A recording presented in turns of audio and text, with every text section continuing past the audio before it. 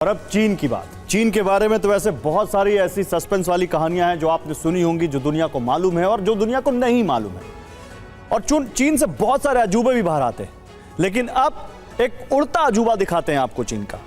चीन इसे weapon of future कह रहा है, भविष्य का हथियार बता रहा है, और उससे भी बड़ा दावा किया है कि अब वो हवा में उड़ता हुआ एयरक्राफ्ट कैरियर बना रहा है। अभी तक एयरक्राफ्ट कैरियर से जहाज जाते थे हवा में, अब एयरक्राफ्ट कैरियर हवा में, यानी ऐसा उड़ता हुआ बेस जो सैकड़ों ड्रोन को लेकर उड़ेगा, जिस पर हजारों हाइपरसोनिक मिसाइलें होंगी और अंतरिक्ष से लेकर जमीन तक कहीं भी हमला कर सकेगा चीन दावा कर रहा है कि उसने ऐसा उड़ता अजूबा बनाना शुरू कर दिया है, और यह दुनिया का पहला, और होगा भी अगर होता है तो, क्योंकि अभी तक किसी को नहीं मालूम कि किसी देश के पास ऐसा कोई उड़ता हुआ एयरक्राफ्ट कैरियर हो।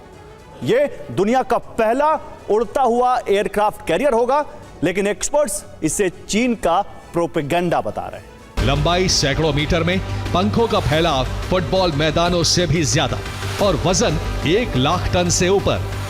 डिज्नी का एडवेंचर शिप एक बार फिर चर्चा में है। दुनिया भर के टूरिस्ट को लुभाने वाला यह क्रूज शिप अपनी सुंदरता के लिए मशहूर है।